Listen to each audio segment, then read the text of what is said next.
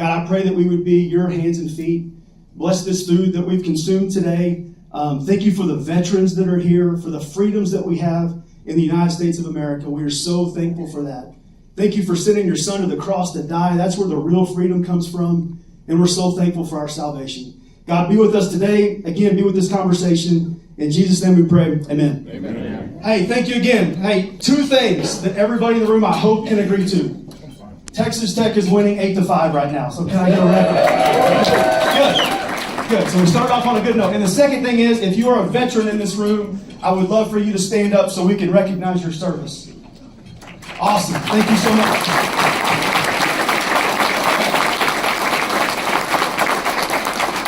Thank you for that.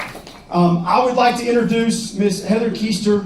She is the 2027 board chair for the Lubbock Chamber of Commerce. We are blessed to be able to host this event today. We hope that it's something that you get education from, that you learn from. That's the whole purpose behind the event. But super proud to have Heather and her leadership. So without further ado, Ms. Heather Keister. Thank you. All right. Thank you to everyone for coming out today. We know that this is an important conversation. Our role at the Lubbock Chamber is to host and create an environment where we can have conversations about things that affect the business community. So we appreciate the interest of the public. We appreciate all of our elected officials who are here. I think for time's sake, we are not going to do individual introductions, but we greatly appreciate you guys being here. So thanks again for being here on behalf of the Lubbock Chamber. We are looking forward to a good conversation. I think we're going to have the Chancellor offer a quick welcome on behalf of Texas Tech. Yeah, are we on? You hear me? How is everybody? Well, you're going to have a good lunch no matter what happens today, right? So it's great to have all of you here. Brinkham. And it's present company, certainly myself excluded. We've got an all-star panel up here, so we're gonna have some good questions and some good dialogue and discussion. Let's give the Lubbock Chamber a round of applause for bringing us together today. And certainly also Lita and all the economic development team that's here as well. And just wonderful to see all of you. And let's get started. So my name is Matt Ewell. I serve the Texas Tribune as Senior Director of Events and Live Journalism. Just want to run through a couple things, including the way in which all of you can ask questions of today's panel. So even though we got started a little late, we're going to make sure we have 15 minutes for audience Q&A to get to as many questions as possible. You can submit questions through the Q&A portal that the Tribune has created for our events. You can find that at texastribune.org/ask. texastribune.org/ask. There's also a QR code set up in a few places here, but flag me down. I'll be wandering a bit if you need help, but we want to get to as many questions as possible. So let me just briefly introduce our panel. John Osborne is President and CEO of the Lubbock Economic Development Alliance and Visit Lubbock, nonprofits focused on growing the Lubbock economy. He served as chairman of the Texas Economic Development Council and the Texas Travel Alliance, and currently chairs Ports to Plains. George P. Bush is CEO and managing partner of Pine Grove Strategies, with more than 30 years of executive experience across government and business. And as the 28th Texas Land Commissioner, he led the largest housing recovery in state history following Hurricane Harvey, helping more than 60,000 victims rebuild. Brendan Creighton serves as the 6th Chancellor of the Texas Tech University System, leading a 5-university enterprise with a $3 billion operating budget, more than 21,000 employees, 65,000 students, and 400,000 alumni worldwide. And an 8th-generation Texan, he of course previously served in the Texas House and Texas Senate. And Chris Matos, Energy Market Development Strategic Negotiator at Google, is an accomplished energy and sustainability professional with a decade of experience navigating the complexities of the electric utility industry. And currently, Chris drives Google's energy strategy in the central U.S. by leading strategic evaluations of regulatory and policy environments. Moderating our panel today is Matthew Watkins, Editor-in-Chief of the Texas Tribune. And with that, I thank everyone for gathering and our panelists, and turn the program over to Matthew. All right, thank you, Matt. Thanks, everyone. It's great to be back at Texas Tech. Last time I was in this building, I was a student at Texas A&M, watching my team get absolutely dominated by Mike Leach. And so I I'm hoping for a better time today, but great to be here. Great to be here. We are of course here to talk about data centers, a major topic in this region, in this state, in this country, and across the whole world right now. Everyone knows that there has been a major data center boom, and that it has major implications for this region, the people in this room, and elsewhere. Chris, I'm going to start. Oh, and actually, before I get started, just a reminder on questions. You will see the QR code on these flyers, or you can go to texastribune.org/ask and submit your questions. Those will be texted to me, so if you see me checking my phone, I'm not, playing a game. I'm looking at y'all's questions, and I will ask as many as I can at the end of this session to make sure people get information. I'll say a couple reminders throughout this, but we'll save the last 15 minutes or so for audience questions. But Chris, on the topic of data centers, can you I think a lot of people in this room know this already, but just, level set with us of why this is happening right now. What is behind this boom that's affecting so many people's lives? Yeah, and there's a little bit of history here. I think we have to walk back and look at the energy sector over the last 10 years. For the longest time, the energy sector had relatively flat load growth. There was a lot of slack in the system, and data centers really already existed. Our first data center has been operating since 2008. We've actually been in Texas since I think about 2017, 2018. But we were able to fill in the gaps of the energy system where load was declining and basically use that excess energy and keep ratepayers whole. What has happened now is there's been an expansion in the digital economy with the availability of AI and AI training software that is becoming more and more accessible to individuals and companies and how they want to leverage the use of huge data sets. And to do that, it requires more computational power than we originally planned. We had fairly steady load growth the entire time. We have been growing as a part of the US economy again since 2008. If you look at our projections before, it was pretty linear. It's now experiencing a little bit of a jump. And given the history of the energy grid, we are trying to navigate how do we grow in a way that works for everyone. Excellent. So let's talk a little bit about what this has been for the region in particular. John, this is something you are paying a lot of attention to. I mean, how are we seeing this growth here? What has the impact been on the Lubbock region, High Plains region? Yeah, it's been a tremendous impact. But I do want to say I've been in economic development since the mid-1990s, and I think the first data center project I ever worked on was in about 2004, 2005. And so data centers, like you said, have been around for a very, very long time. They're at a different level today than what we've ever seen before, oftentimes using a significant amount of power, more than any kind of large city might be used to even being doing. For this area, the impacts have been tremendous. We see them locating in rural areas, and we also see them locating in urban areas. And I think the impacts to both those areas is both different and challenging. And one thing that I've really liked is that the more recent announcements have really looked at that consideration of what's going to take place once we announce this thing, and how do we help mitigate those challenges to make sure that the impacts to that community can be received, and also not be negatively impacting that community in such a terrible way that it's tough on the residents. We see that the infrastructure build out, both not just with the electric grid, but also with the water grid, with roads, with utilities. Oftentimes these data center companies are actually funding that to help. We're now seeing consideration for helping with, in the rural areas, even the calls to the sheriff's office and the such to help because they're not used to having as many challenges.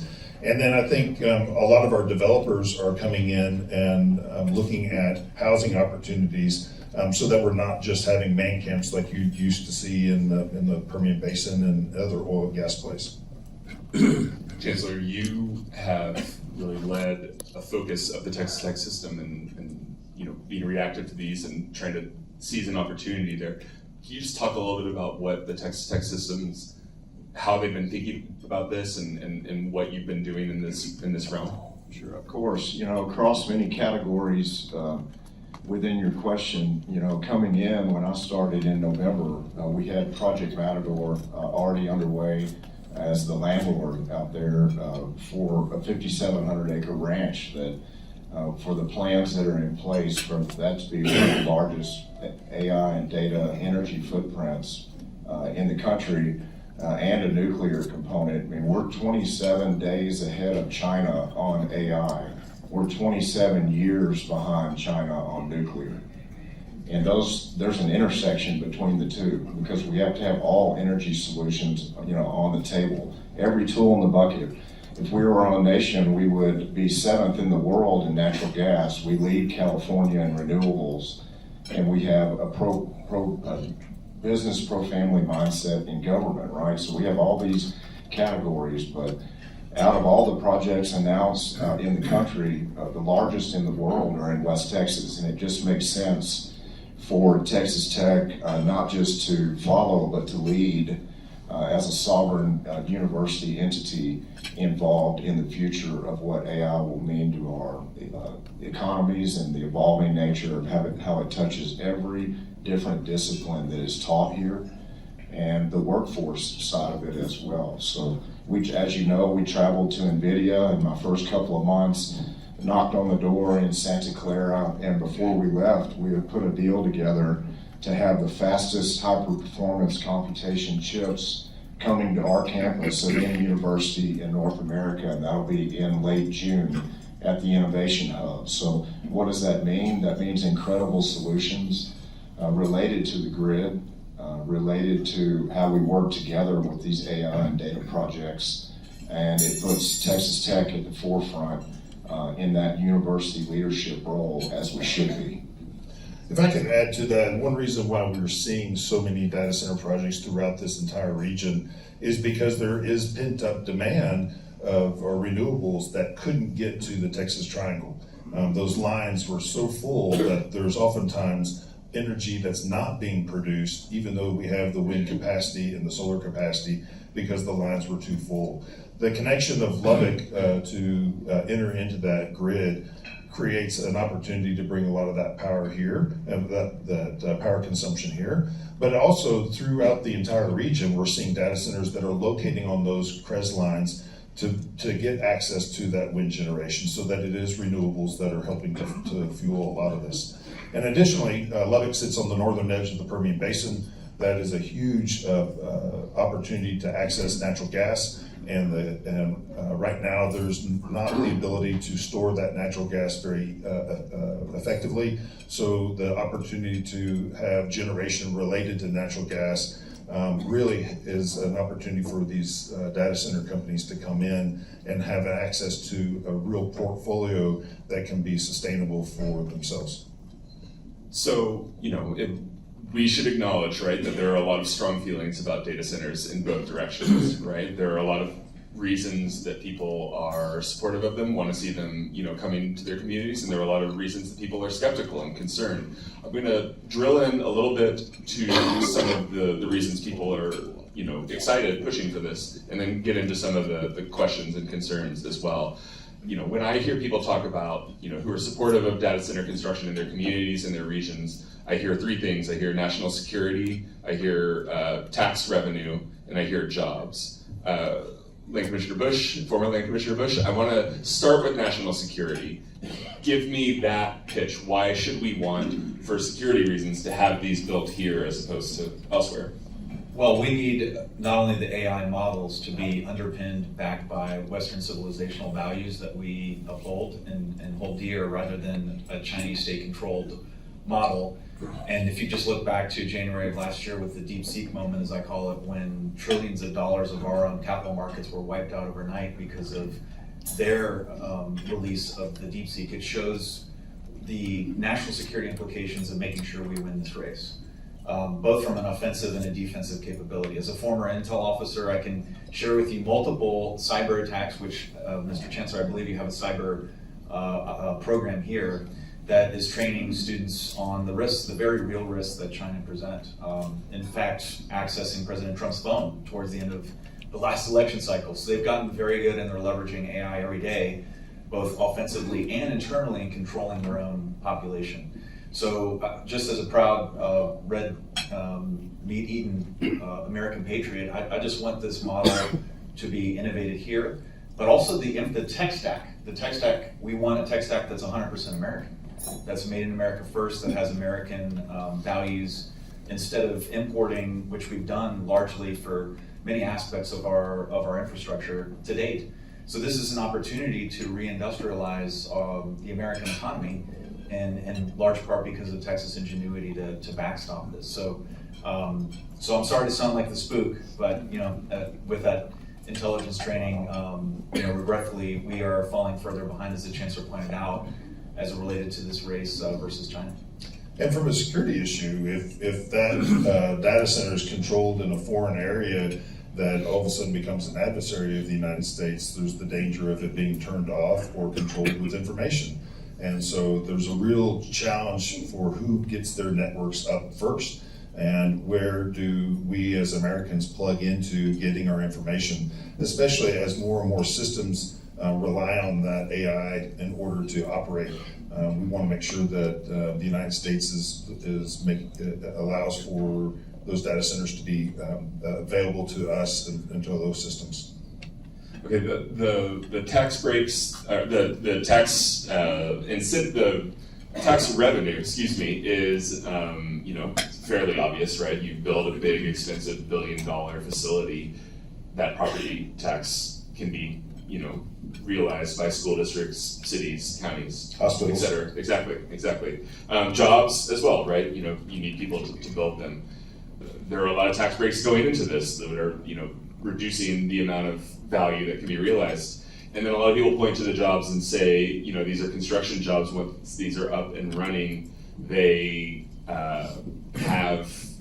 it requires much fewer people to actually kind of operate them. I'm curious how you think about those two arguments and just those two questions more broadly as someone thinking about economic development in this region. I think a lot of our small rural towns that are around us are going to have a lot of challenges when you bring billions of dollars of investment. The 3.5% cap that cities are allowed to grow all of a sudden shatters. So if you've got that investment that comes on the tax rolls, your property tax rates are going to be forced to go down in those communities because of the volume of investment that's gone on. Yes, construction jobs are temporary. Most of these projects are multi-year builds, just like Leprino Foods was a multi-year build. And so you have that impact happening over multiple years. And then finally, the jobs themselves that are permanent with it, while there's not nearly as many associated with it as, say, a manufacturing operation, they are paid very, very well. Thankfully, our university is churning out graduates that meet that demand that otherwise are going to go to other states for those opportunities. And what we found is that the amount of money being paid to those individuals to work there full time, oftentimes the payrolls themselves are actually more significant than higher employment manufacturing areas. Chancellor, what are the jobs you're thinking about when you're thinking workforce related to data centers? It's across the board on the job opportunities, but we have to continue to position Texas Tech to lead in those workforce-related solutions. I mean, we'll have in the trades alone, we'll have electricians that are trained to work on fiber that are making $350,000, $400,000 a year. All of the different trades will benefit, but there will be an uptick on reskilling and upskilling and very specific training involved in that we have to be ground floor on, in making sure that not just the state of Texas that's projected with all of these this increased tax base and these projects coming in, there's 180,000 skilled workers that are necessary for those projects in America. That number is 1.5 million. But these CEOs are coming here again. We've asked them in many public hearings, why are you choosing Texas? And it's because we have our own independent grid. You can be in ERCOT or out of ERCOT. The natural resources alone, the Texas mindset, the workforce, all of it combined. What's happening on our campuses will be the solutions forward in all of those workforce-related categories. And you mentioned the benefits of tax breaks, and I don't think anyone in the room is against the tax break. I think what the public concern is tied to is risk versus reward. in just making sure that the public is safeguarded, that our natural resources are safeguarded, and that as you all are doing, you're getting the information out in our communities to introduce the ideas of just knowing, you know, what is the current supply and demand on our Texas electric grid? What can these projects do behind the meter to actually help and bolster our Texas electric grid to be stronger? The fact that you can use brackish water on closed loop water cooling related processes for these projects, where the brackish water could be an outer loop to help fresh water on an inner loop recycle in ways that don't draw off of the aquifer unnecessarily, knowing that we've got 2 billion acre feet of brackish water to use in this great state. So there's a lot tied to that. Texas Tech will be the solution to many of those different categories that we're discussing today.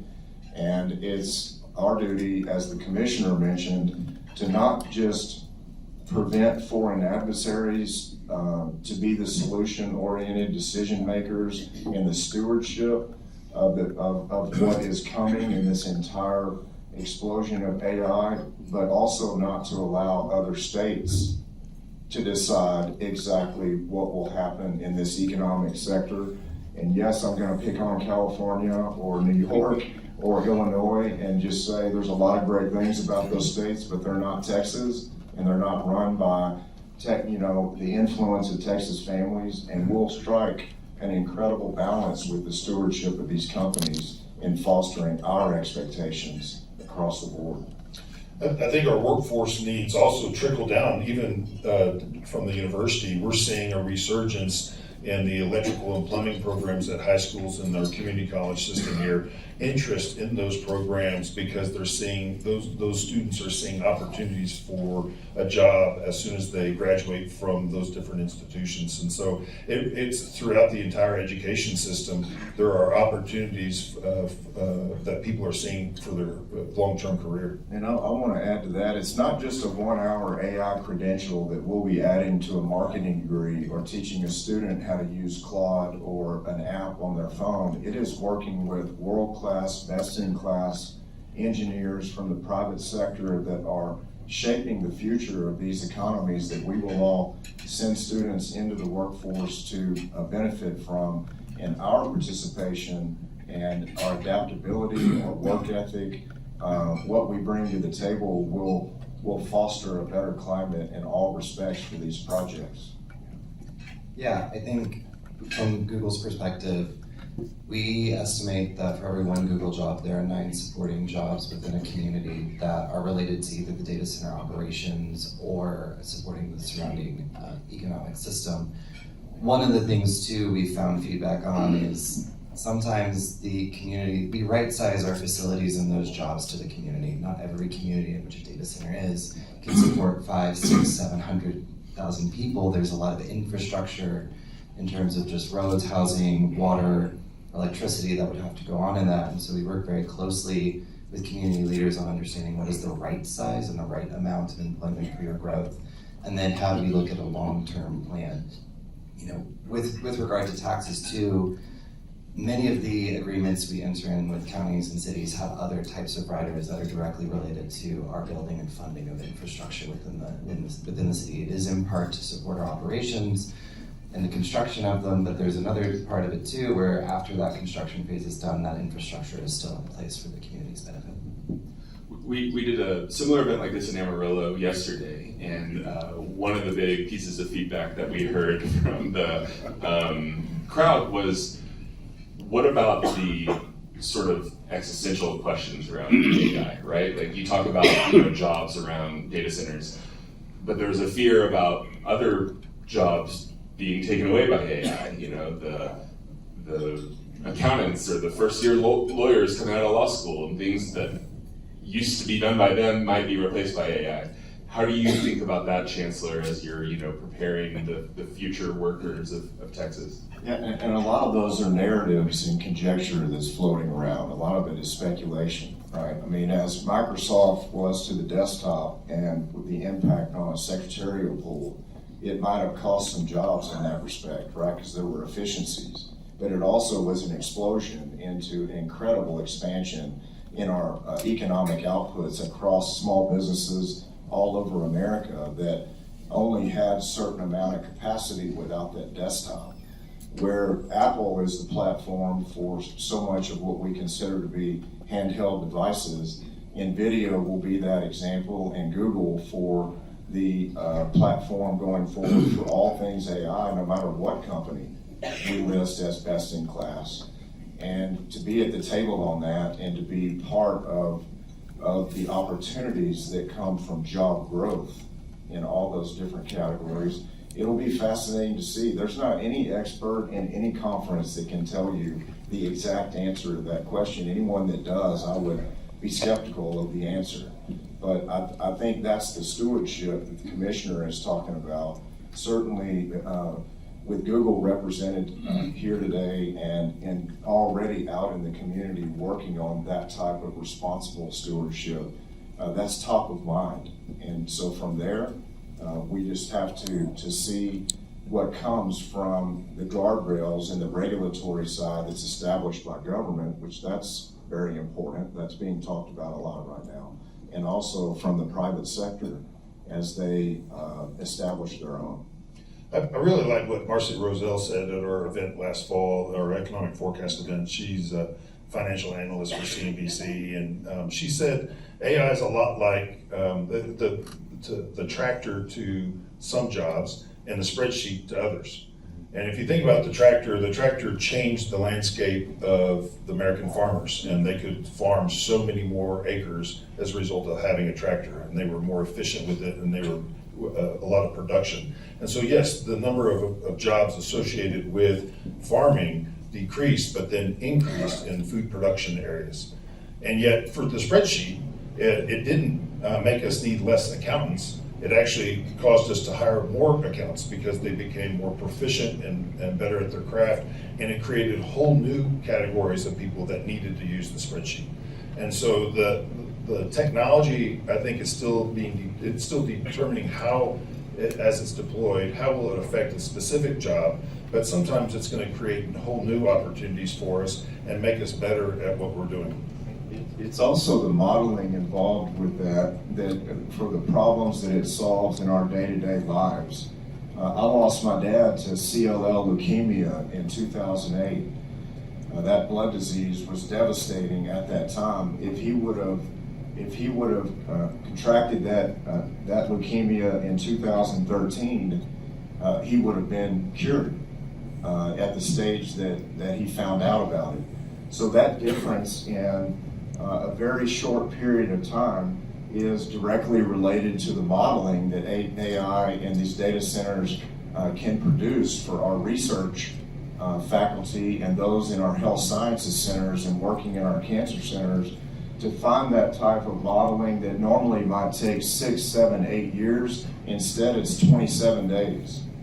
And so the solutions for all of those that are ill or that need that type of research advancement for a cure, and then knowing that quality of life and even the possibilities of them going back into the workforce for that type of economic impact for their family, but also for from a macro standpoint, the solutions involved with AI and data, as I think Elon Musk said at a conference recently, that not even 1% of the compute capacity that needs to be placed has been done.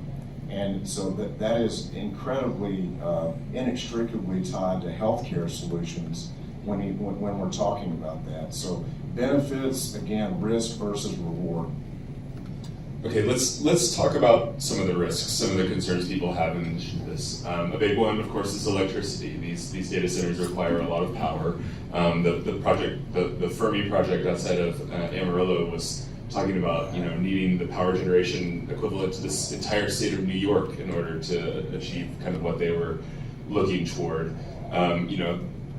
Lubbock was not a part of ERCOT when many of us were sitting in the cold after a winter storm a few years ago. They are now on ERCOT now. I think a lot of people who lived through that or remember that have a lot of fear about the idea of adding that much demand onto a grid that, a few years ago was pretty, unstable. I want to ask you, you've thought a lot about this. How are you thinking about this sort of energy demand equation here? Well, the good news, and I don't say this publicly often, but the members of the legislature had the infinite wisdom to pass SB 6 last legislative session, seeing this huge demand and this interconnection queue coming to Texas. And under the law, anybody demanding over 75 megawatts, 1,000 megawatts or 1,000 kilowatt hours per megawatt, and a gigawatt can power roughly 750,000 homes. Anybody asking for 75 megawatts from the ERCOT grid must pay $50,000 per megawatt to get in the queue. They must show, letter of credit, financial stability, and then they must also agree that during emergency conditions that they have to contribute requested load from ERCOT back to grid. So the idea here is for whether it's data centers or Bitcoin miners that if they come to Texas, they got to essentially bring their own power. Companies like Google and others have signed the president's ratepayer protection pledge. And I think the larger question now is who are the best-in-class operators? Many of you are community leaders and you're assessing these projects. Diligencing which operators are the ones that are best in class in terms of thinking through these issues from power conservation to water development. I'll say this also, that your state senator, Charles Perry, has done an amazing job putting in yeoman's work for many years on the issue of water development and conservation in Texas with rural Texas in mind when he drafted SB 7, which has stood up essentially an infrastructure bank for Texas communities to anticipate these challenges. But I think this is one area, especially in the Panhandle, where there's been a lot of misinformation. Still statewide, data centers consume less than 1% of the total state's water demand. Now, are those projections expected to go up? Absolutely. But every day, and Chris may want to jump in on this, companies like Google and others are finding efficiencies inside the box in terms of leveraging less water, less power for the GPUs that they're inserting in the tech stack. So highly foreseeable that even the Water Development Board's own projections don't come to fruition in terms of that water load growth in Texas. But the legislature did see, hey, we're going to grow to 40 million by 2040, and we need to get ahead of this, and they've done that through SB 6 and SB 7.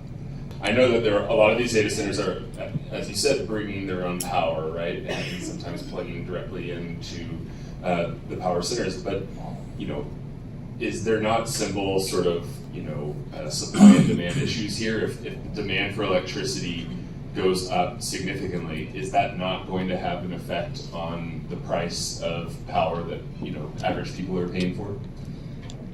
Yes, in simple physics, economics, but Google has been really working pretty hard to preemptively lay its power needs out. So right now, we have contracted for 7.5 gigawatts of new generation in Texas that is currently injecting into, or soon to be injecting into the ERCOT power grid.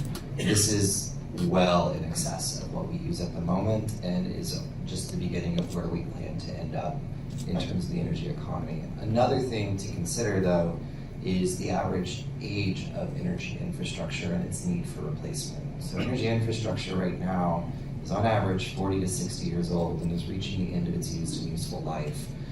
These can lead to real reliability hazards. I'm from the Panhandle. I've seen wildfires start when electrical equipment fails. It's in need of replacement. And so the opportunity we have with companies such as Google is to begin replacing this old and aging infrastructure such that it provides more reliable power during weather events, but also more reliable power on a day-to-day basis so that the energy grid is operating more safely and more efficiently than ever was. So the goal is to do the yes and approach. Yes, we are going to be in the existing system. Yes, we plan on paying our share and our contribution to that demand. And we need to think about how we're going to replace the existing system with new resources. Yeah, and I just wanted to add as well, when the polar vortex happened in 21 during that Valentine's Day week, obviously that was devastating on, most of our coal and natural gas fired plants You know, especially in the Houston area, it's not like Minnesota where they're designed to be in brick buildings, you know, to warm them. They're built there to breathe, but all the sensors were set at 10 degrees and we had a week of -8. So natural gas lines coming in were frozen. The resiliency of the grid itself was completely assessed and overhauled. And the redundancy of how natural gas works feeding these plants, all of the engineering on the sensors, it was a wholesale review of how the Texas electric grid functions in an emergency. With data, you can ramp that down depending on an emergency crisis. With AI, you can't as much. But many of these projects are being designed with ancillary power behind the meter to make sure that batteries or wind and solar renewables or other natural gas related solutions can accommodate the project itself, but also bolster the Texas electric grid, sell power into the Texas electric grid when it needs it the most. And so the private sector is working very, very hard under the Texas market construct for the power grid and ERCOT to bring these solutions forward to the state. And a lot of these approvals are being assessed based on the math related to crisis and non-crisis situations and how it affects everybody's residential power supply. I mean, speaking to Yuri specifically, we were coordinating with ERCOT on the back down of the existing systems. We curtailed what we could in advance, and then the rest of it was, you know, when do we need to think about these emergency operations? And this is a continued discussion all the time. We really are in the middle of it with ERCOT and grid operators to make sure that the grid operates safely for residential consumers. Okay, let's go back to water. We've talked a little bit about it already, but you know, a lot of these data centers are being built in very places where it doesn't rain that much, and you know, there are legitimate concerns about water. You know, you mentioned the good work that Senator Perry did. That was out of a concern that the state might not have enough water in 50 years. How should we be thinking about this? You know, these new centers coming on and how that will impact them. Yeah, it may come as a surprise, but I'm actually from Amarillo, Texas, so I'm from not that far away and experience regular, you know, I'm very familiar with what a drought looks like and what redigging a well at my family's farms looks like. You know, one of the first things I even thought when we were expanding into the panhandle of Texas is, what's that water story? Because there's not much up here, and definitely not surface water. I was kind of shocked the first time I saw an ocean. And the nice thing about Google, there is a trade-off. So if we are not using water, we are going to be using more electricity. But we use closed loop air cooling systems because we did our own assessment of the water resource availability and the recharge availability and found it was unsustainable for us to operate on a water cooled system and for people to still have access to water. So what that ends up using is basically the equivalent of a golf course's water use for one day, simply to fill up the initial closed water loop. And then it's like a car radiator. I don't know how many times y'all have refilled fluid in your car radiator, but accepting a leak or a major failure in it, it pretty much stays fluid the entire time, and you know, use open air to just cool that down. I think for Lubbock, we work very, very closely with our city staff to understand our water situation. When is water projects going to be coming online, like Lake 6 in 2032, where they're going to be able to access that 12.5 million gallons of water that one lake is going to be able to produce for us. And so we work in concert with them so that the projects that we go after are a good fit for our community. There's been over a dozen prospects that total roughly $25 billion if they all came, roughly 9,000 to 10,000 jobs if they all came, that we have not gone after because they use too much water. And so the projects that we do look at are a good fit for not just our community from a personnel standpoint, from the graduates coming out of our university standpoint, but also from a utility standpoint. And it's with the help of city staff and their knowledge of what water we have and the ability to get the water from point A to point B, that works for our projects. Yeah, that's a good point. And there's not all, people in this industry are created equally, right? In the way they go about this. One thing we have heard from communities is the limited ability, particularly in rural areas, to have a say in whether it's land use regulations or others about, what kind of centers can come into their community. We have some folks who are familiar with Texas politics. I'm curious about the thought of, is there any appetite? Is there any, willingness to explore the idea of giving county governments or maybe even the state setting some rules about, what can be built where and should that happen?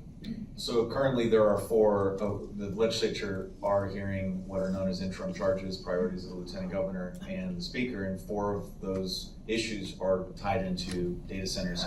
And there likely will be discussion in terms of transparency and reporting in real time.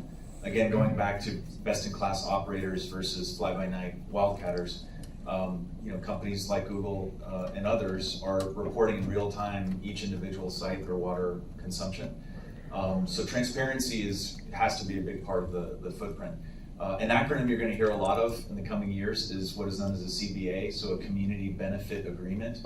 So assuming the abatements that are available to counties and to EDCs to structure deals to attract data centers and what they hold in terms of capital investment and job creation can include, and there's no restrictions on water consumption. You have to talk those issues out before you invite a center into the community. That way, if you're an elected leader, you can have those direct conversations with constituents moving forward and have an accountability feature embedded in those agreements. So I think the hope is, those that want the Texas economy to remain the strongest in America, the 8th largest economy in the world, we want to welcome business, but based upon Texas values and giving local leadership the flexibility to design a plan that works best for them. At the moment, without the counties having say-so over the ability to serve water and utilities and the such, one of our efforts is, as much as possible, to have these locate in the city limits of Lubbock so that we can ensure that they can be, I hate to use the word controlled, but at least regulated in the way that is of benefit to both the company and also to the community. And one of the real challenges is when these companies can kind of go wherever they want to at the moment, up and down that line grid, it presents much more unregulated capabilities. And so until the state decides to make those changes from a policy standpoint and allow counties to also do that, the situation is kind of what we have right now, where we want to try to include those in the city limits. In the session coming up, as the commissioner mentioned, the Texas legislative session, all of these topics will be in public hearings, for months and months from January to the end of May. But the regulatory side of it and the responsibility for the legislature to foster what we have in Texas already, which is a pro-business climate, but the public has to be safeguarded. The regulatory side of it, the permitting must not lag for half a decade or longer, but at the same time, the answers have to be clear. So for instance, to an earlier question that you posed, if one of these projects needs a significant amount of water, or the electric generation that powers that project needs a significant amount of water, the project, the AI and data project itself, if it's over a brackish aquifer that has plentiful brackish water, they may have to design their own desalination plant for that project itself to clean the water that's brackish and otherwise the public wouldn't be using it. And then if that's an outer loop that is cooling an inner loop of fresh water, as with the radiator analogy that was great, then there is sustainability, there's conservation, there's use of what our homes across residences across Texas would not otherwise be using. And everyone wins as long as it's within the framework that's established.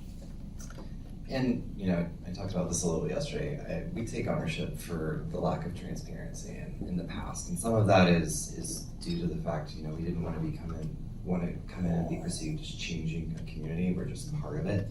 We plan to stay around for a while, and many of the communities that have had us, some of our, again, oldest facilities are over 15 years old, and we're not going away. And we're learning how, we have recognized the challenges in the energy landscape are more than just what's related to the data center. And so you saw, to the point of community benefit agreements, we've announced in Texas, right, $30 million in energy impact funding to go to low income and energy efficiency. And the first tranche of those awards were announced yesterday, given to institutions like the Texas Energy Poverty Research Institute, which we've partnered repeatedly in Texas to create resiliency centers and low-income housing or efficiency programs and other things. So we're learning to be more open door, open policy on the front end. Bear with us a little bit on that, but we have come a long way. So I'm about to get to reading some of y'all's questions, but as we're talking about the legislative session, I just want to ask another thing which has gotten the legislature's attention is the amount of sales tax savings that have been given to these data center productions. This was a program that was created kind of before the AI boom, and I've kind of likened it to having a sales tax rebate or incentive, on things bought on your phone, a year or two before the iPhone was invented and everyone started buying things on their phone, right? The state, according to the comptroller's office, likely to spend more than $3 billion on sales tax rebates for data centers this year and next year. Lieutenant Governor Dan Patrick, other people have asked the legislature to study this. There's been a lot of sort of, I would say, across the political spectrum, skepticism of this idea. I'm curious, John, as someone involved in, working in economic negotiations, how important are those rebates, those savings, and if they were to go away or shrink, what would that mean? Each component on its own is not the sole reason a company decides to locate in Texas or even in our community. So incentives themselves as a whole, or any one individual incentive, is not a reason to operate a business. You're not going to be profitable just on that incentive. But does it make it more attractive to be here? Absolutely. So it's the combination of the fact that we're producing the workforce that we need, we have the opportunities for the growth of power, and we have a desire, we have the available land, and we are very much a property rights state where landowners have the opportunity to sell their land. And so that kind of combination of factors, along with the fact that there are some state government incentives, makes it more palatable. For the longest time, New Mexico had state incentives that were much greater in the solar area than Texas did. And the vast majority of solar projects went to New Mexico. They didn't come to Texas. And it's only been recently that they've started really putting in a lot of solar projects in Texas. And it's not because we changed the incentive, it's because the opportunity was so much greater. And so at some point that tipping point happened, and it made it to where now we're getting solar projects. And I think that as the state looks at the cost benefit of those incentives, they sometimes can overcorrect. And so I just hope that they look at it strategically as to not stop the industry, but to make it where it still remains a win-win situation for the company, for the state, and for all our local communities and workforce. I have Maria from Lubbock asking, what happens if the company leaves? Who pays for decommissioning and land restoration? And I'll sort of add into this another topic of just sort of, it seems like there's a lot that can be done on the front end negotiating with people, whether it's due to revenue, but once it's built and running, is there much that can be done to make sure they're going to continue to be good actors in the community? There's a lot of industries that are required by either state or federal permits to mitigate issues with their site, depending on what that site is. And we've actually had recent conversations, even with our city staff, about the requirement that if there was generation going on, that maybe the mitigation of that generation or if there was any environmental issues related to it, making sure that that was taken care of. Most of these big hyperscale projects are in tilt wall constructed buildings. We can repurpose that very, very quickly, and so we're not quite as concerned on that aspect of it. But there's definitely some conversations going into as we begin to negotiate these agreements, making sure that there's something to take care of things afterwards. And that being said, I know data centers haven't been around since the 30s or anything, but I don't know of too many that have actually been closed down. I do believe that they get repurposed all the time. Google, if I could use you as an example, might have started one for themselves and then transitioned it to more of something for their social media platforms, or might have been transitioning to an advertising platform. But in the whole scheme of things, the amount of dollars going into these projects, they don't want to vacate that, they want to repurpose it. Yeah, I have sort of two thoughts on this. First, how many of us have one of these, or maybe this is being streamed across live? As the digital economy has continued to increase, so has the need for data center and computation, right? People are submitting questions via a virtual platform. This moves, data centers are sort of the actual physical infrastructure that the internet has to exist on. So they aren't going anywhere, but we have still ensured safeguards from a financial perspective too, which is a little bit adjacent to what we're discussing here, where the biggest problem in the energy realm is this infrastructure is a public resource and it's shared cost of service.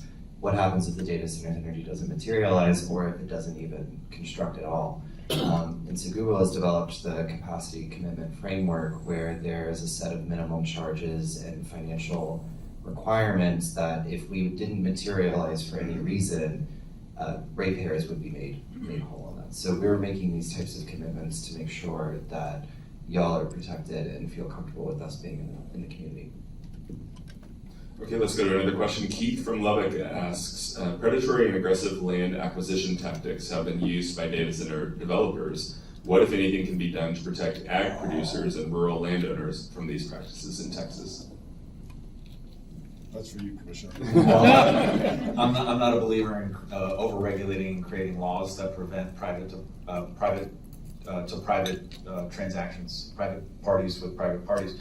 And I think there's some corollaries to the oil and gas business where, if there's a right-of-way easement, concerned community members need to come together and understand what the midstream company is offering, right, in a community. So that goes back to the transparency discussion that we were talking about in terms of, water and power, and, what the potential exit value, going back to the discussion on what if a data center is abandoned, and truly understanding the economic value of what is being proposed. And I am a lawyer, so if you need representation in terms of negotiating, I'm here.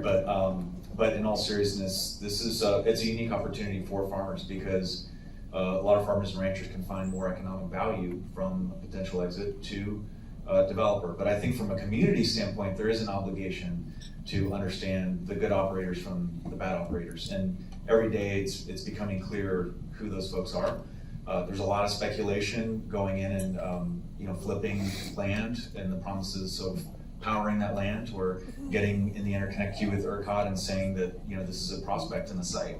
So I think communication, transparency is a big part of this, but I wouldn't advocate for government agency getting in the middle of those discussions. Yeah, I would just add to the commissioner's comments that we're all for private property rights, and growing up in a family of ranchers and producers, I usually always equated that to ranching, right, and not any excessive encroachment by others that would limit the productivity of our cattle operation or other things that we were working on our ranches outside of the Houston area and also in southern New Mexico. But that's also, private property rights are private property rights. So again, all the regulatory considerations that we've talked about and the safeguards to the public through permitting and what the state legislature will be looking at to protect our property owners, but also protect property rights, that's a delicate balance. And it's one of the toughest parts of the session for the lawmakers. Encore alone is bringing their 765 lines from East Texas to West Texas, and that's going to be incredible for economic development in West Texas, just as much as Senator Charles Perry's solutions for big endowments for water infrastructure funding forever that he established last session. But we have to strike that balance in a way that fosters growth, but also protects those property rights. Okay, a question from Deborah, also from Lubbock. She says, a recent study from Arizona shows data centers create a localized urban heat island effect, raising downwind air temperatures up to 6 degrees. How, what is the impact on that on Lubbock? And I would also just add, I hear at times noise too, and how that might factor in. What is this going to mean for the people who live around these centers? Yeah, so we tend to work with local communities and counties on what the noise factor is. Generally in rural West Texas, there's not normally an issue on the empty fields, and we still tend to operate it within, we use a standard design across most of our fleet. This operates in cities, and so we just conform it to whatever city decibel limits there are. That being said, we've run into local issues around things like sound, how they may look aesthetically, or heat island and other types of issues, and have worked on mitigation factors for that. Some of these are murals, some of these are trees, some of these are initiatives. So I will say, it's a very community-focused solution on what those individual problems are, and addressing them as they pertain to that environment, which is why Google's usually there or working with the local community about 2 to 3 years in advance of when we land anything, and that's because there's, it is not just build a warehouse and put some racks in it overnight. It is a complex set of energy or water or other types of infrastructure that we really need to get an understanding of the local environment to make sure that we're making the right decision in choosing a location for both sides. And to your last question and this one as well, I wrote an op-ed in the Star-Telegram and also the Lubbock Avalanche in terms of anticipating this growth and how counties can create industrial zones or opportunity zones that clearly segregate this industry from rooftops. Because you're seeing the pushback throughout the country in terms of decibel effects and others, and as the industry gets more efficient with this technology, perhaps it can be a little bit more accommodating to residential areas. But in Texas, considering we are a state blessed with so much acreage, there's a way to do this where we've done this with heavy manufacturing and logistics from the Texas Gulf Coast to the Rio Grande Valley up here to the High Plains. So there's a way to do it if we anticipate at the elected leadership level and start planning and zoning. In late June or early July, that building that's already on 4th Street, the Innovation Hub there, very fortunate that was already constructed, because NVIDIA is looking at campuses all over America and certainly highly sought after. NVIDIA started out with software in video games, Doom and Call of Duty and the early automation aspects, and I suffered in the GPU crisis of 2021. I built my own computer. It was a disaster. So it's incredible to see NVIDIA's sort of growth and transformation as the #1 valued market cap company in the world. Of course, Google's top 6, 3, 4. We're coming. Yeah. So that partnership and working with Google and others, that's what Texas Tech needs to be. In my opinion, they need Texas Tech and we need them. We'll share in those advancements in technology, and that innovation hub will allow us to sell time for the use of those high-performance computation chips to the private sector and the flags that we would like to fly next to the double T, well, maybe a little bit below the double T flags, and partner with those best-in-class relationships to bring in the AAU-type faculty, National Research Academy scientists, and the students from all over the world that want to be tip of the spear. Again, not just a 1-hour credential added to a degree plan, but to work with the best in the world on the advancement of how our economy is changing. That's what that innovation hub will be used for. We'll also do our own research based on the use of those fast chips. Again, any company or our own faculty that might need 6-7 years to solve problems related to cancer or dementia or finding billions of dollars of efficiencies in our Texas electric grid, instead of 6 to 8 years worth of modeling, they could possibly use our fastest chips in the country and solve those problems in 60 days.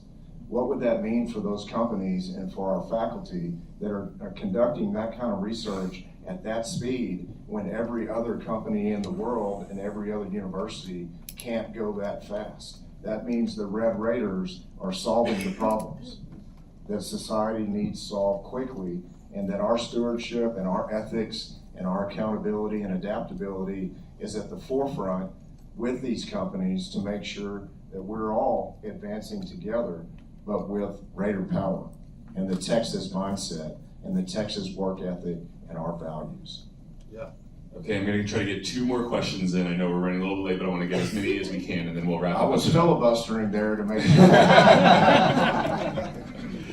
What do you say to the concept that most infrastructure works done around emerging technologies end up not being used, such as railways during the heyday of the locomotive, or all the networking investment during the .com bubble? Is there a chance that we're building up too much and then won't need this, either because of it being a bubble, or maybe even because this could somehow get more efficient in the future?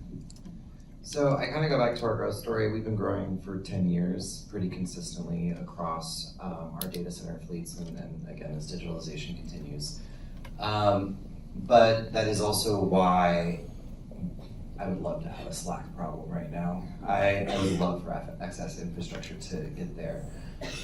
But that is also really why we emphasize on the financial commitments up front to make sure that if it is oversized and is overbuilt, the residential consumers, you and the household, are not footed with some bill at the end of the day. And if there is that excess slack and if something doesn't show up, you're made whole, and then there's an opportunity for a new economic development in that space. So the answer there, I hope, is that we are making it such that it's not a cost, but our growth is consistent. And the fact of the matter is, like, we will probably at some point get more efficient, but it has yet, no efficiency has really yet led to a decrease in demand. It's really just led to an increase in availability of products for the end consumer. Okay, and then this last question, Ryan from Floyd Data, specifically for you, Chris. What is Google doing to combat misinformation /rumor/fear that spreads through the small communities over possible data centers? Ironically, the internet is not the best place for this. It's engagements like this. This is, sort of so we were in Amarillo yesterday, we were in Lubbock today, we were in Fort Worth last week.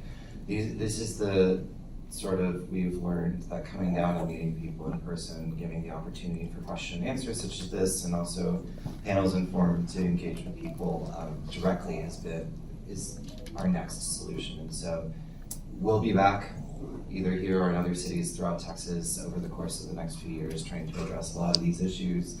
And we're working with your legislators, we're working with your community leaders, we are building up the capacity to make sure we can field and respond to a lot of these questions, but then I think more importantly too, or just as importantly, is we're also building programs that emphasize safeguarding the regular household. I would just add to that, the prospects that we've seen, the good quality companies that are prospecting, not the wildcatters you mentioned, they are very much adapting their projects to what the community's requests have been. We've seen that pretty quick adoption when they start to see that the community is needing XYZ. They're very quick to adjust their models, and it just shows why they're such top companies. And I would add to that too. It's often talked about as fear, but my opinion is Texans are very smart individuals. They're battle tested.